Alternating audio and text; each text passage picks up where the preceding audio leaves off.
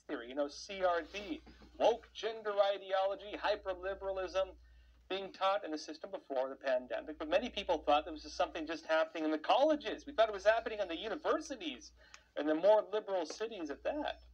What the pandemic revealed, though, was that it was happening everywhere and at every single age level.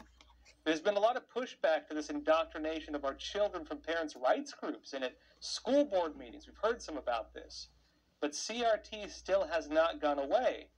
Now, as the Federalist reported, the new K-12 social studies standards being approved right now in Minnesota, for example, it shows that CRT is still being pushed by woke educators, but under different guises, and that goes back to kindergarten.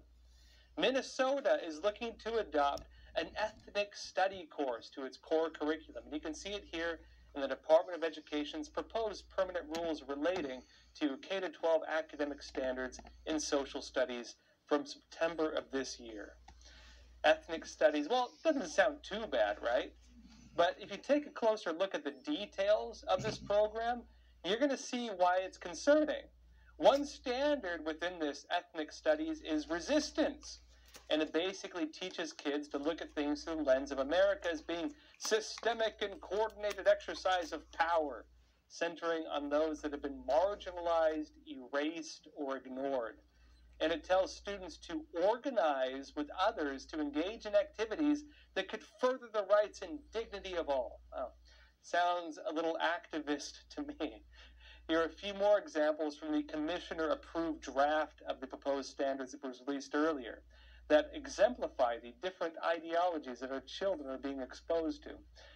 This is what's going to be taught to ninth graders if they do this. Quote, design an action plan to address the disproportionate impacts of environmental issues and climate change on different communities from local to national scales. Well, sounds like environmentalism to me, and that's usually a lot less about the actual environment and a whole lot more about pushing a political agenda using the environment. This is for fifth graders. Analyze anti-colonial and anti-racist resistance movements of culturally, racially, and ethnically diverse people throughout the world. It sounds a whole lot like the anti-racism language, for example, of Ibram X. Kendi. And that's a system of racism disguised as anti-racism.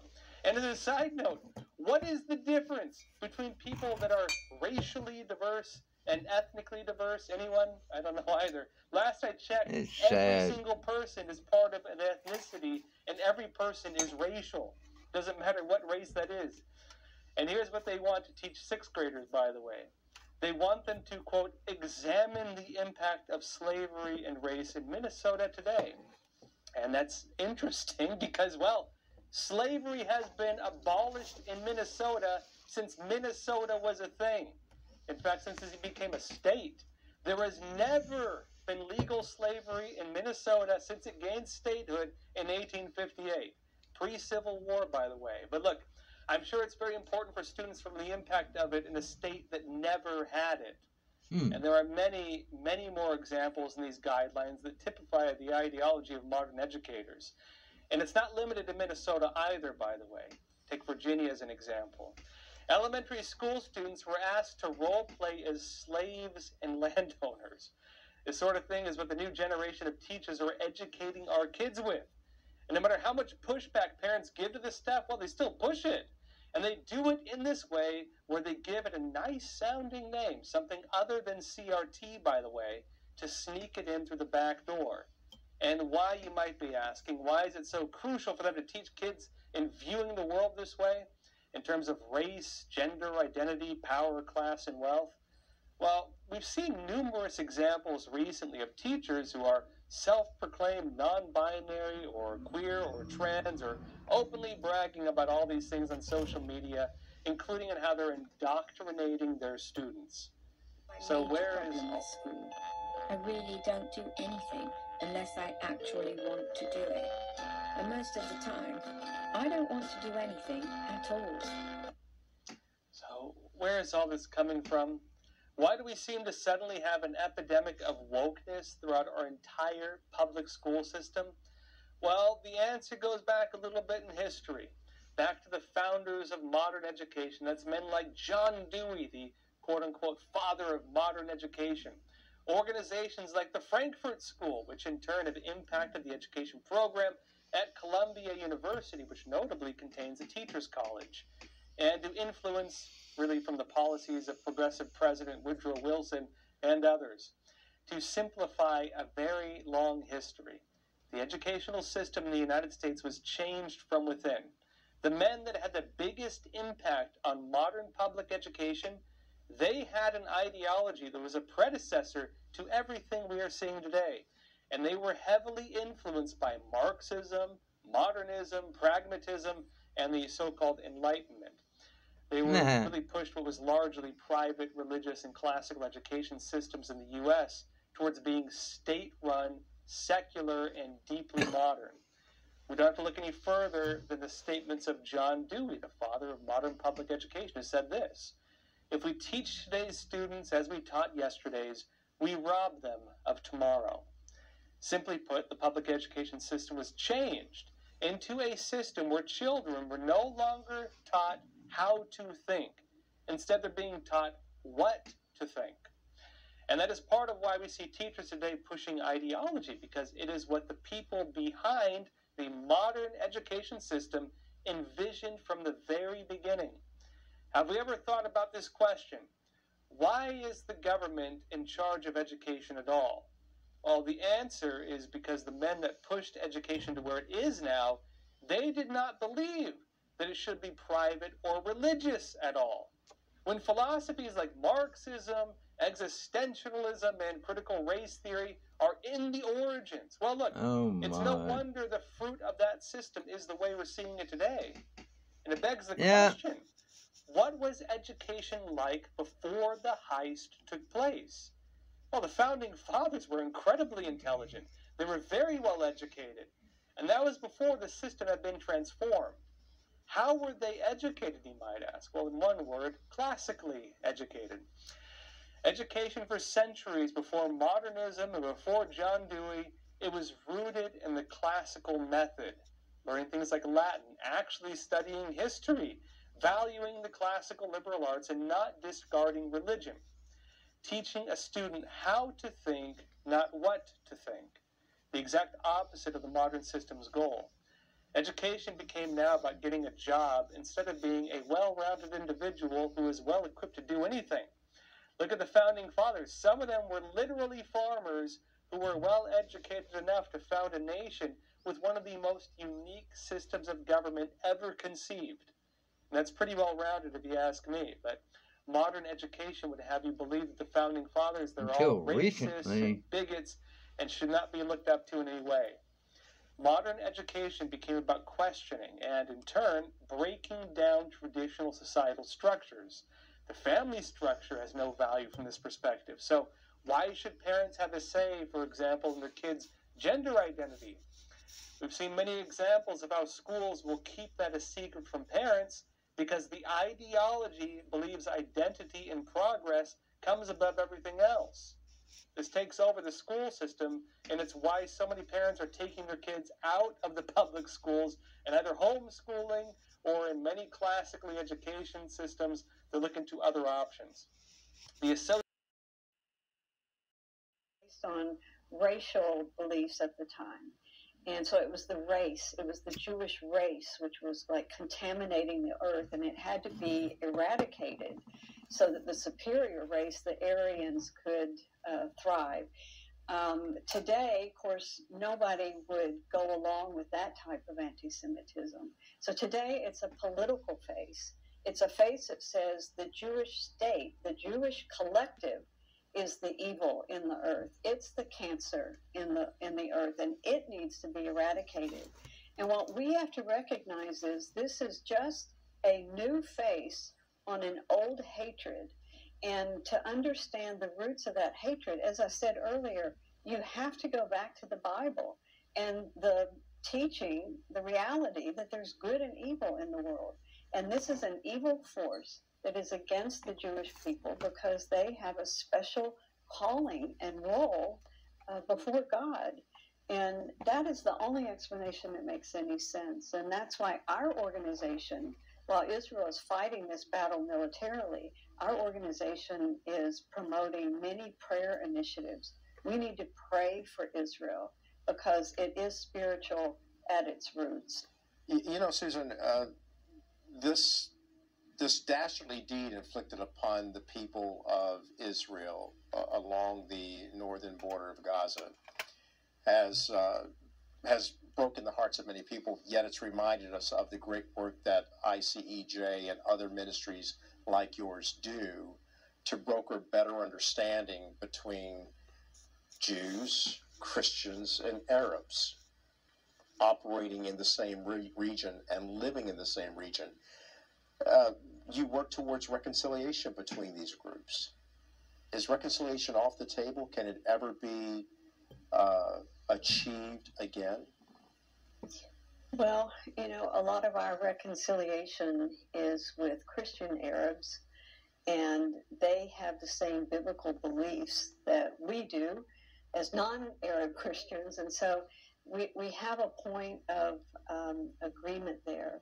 But I will say the only way for there to be reconciliation at a political level, say between the people of Gaza and Israel, or the people of the Palestinian Authority in Israel, there's only one way that reconciliation is going to take place. And that is that we completely clean up their school systems and their school books and curriculum and get rid of all the teachings that are anti-Semitic and anti-Israel and that promote a jihadist type of approach to this. In Gaza, Hamas schools are teaching jihad. I'm sorry to say, but even UN-funded schools are teaching anti-Semitism. So every young generation is brought up with poisoned minds. And right now, the average age in Gaza is 19. So these are young people right out of the schools, and their minds have been poisoned, and their lives are ruined because of it. That is the one way that we can better that situation is by going in Same and problem we got in our new school curriculum, systems. like the Israeli curriculum, and that teaches peace and reconciliation. Then you can grow up a new generation of people who understand the importance of peace and the benefits of living in peace with Israel. They could be the most. And those red guards are the result of their 17 years indoctrination. Yeah, well, I think we can see and it's here. It's here. Yeah, we can witness it. We can witness right now on the American campuses and on the in American streets. So we have about 2 minutes left, but you know, you mentioned that one of the goals of you said it's not just about economy. You said it's also about replacing the culture, destroying it, and replacing it with Marxist ideology. Can you explain that?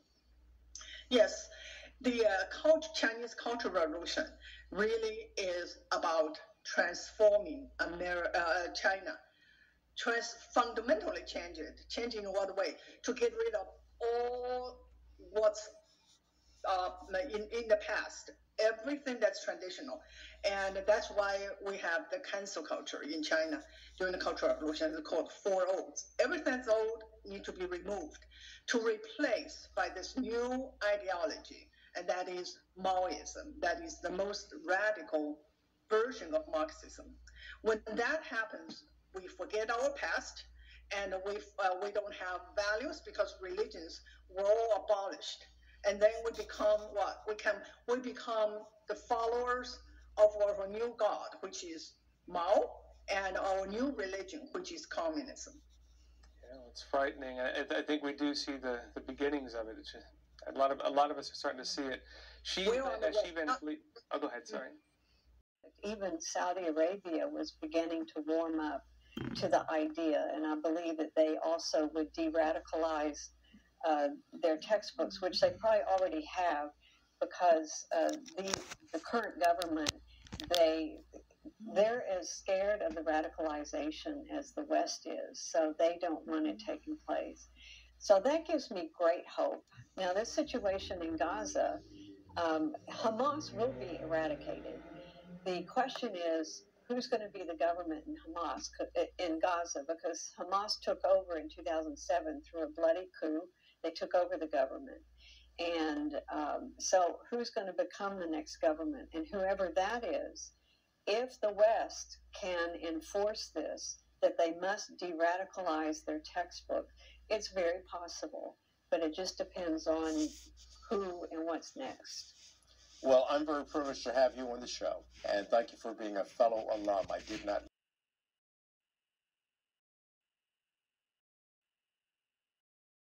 in those areas, but all the demonstrations remained very peaceful. We didn't see any kind of clashes or anything like that. For now, reporting live in Piedmont Park, Eric Mock, Fox 5. All right, Eric Mock following the latest. Thanks so much. Well, Israel missing and hostages. Through this intelligence gathering process, Israel updated the total number of hostages taken by Hamas to 222, now 220 after the latest hostages were released.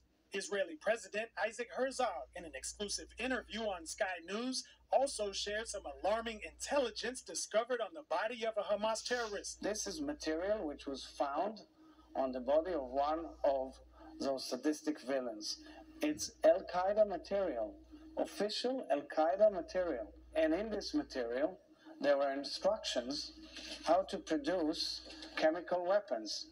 If confirmed, this would be a clear violation of the Geneva Convention and international law, which strictly forbids the use of chemical weapons. As of Monday, over 1,400 Israelis have been killed, mostly civilians who were killed by Hamas terrorists while attending a music festival. And according to the Hamas-run health ministry, more than 4,600 Gazans have been killed. California Governor Gavin Newsom also visited Israel with efforts to send aid to Israel and Gaza. He also visits Hong Kong, where he tells the public in a climate change talk that California will always be a partner. NTV's David Lamb reports. California Governor Gavin Newsom visited Israel recently before heading to China. Newsom assured during his week-long trip to China that his state will always be a partner on climate issues, no matter how the U.S. presidential election turns out. The worst polluters on the planet. If you're a Republican, you're going to have someone that's there for the long haul on these issues, that believes foundationally in these issues. I want you to know, regardless of what happens nationally, sub-nationally, you have a partner in the state of California. Newsom's visit to University of Hong Kong on Monday comes as U.S.-China relations witnessed a sharp decline in recent years due to trade disputes, U.S. support for self-governing Taiwan, and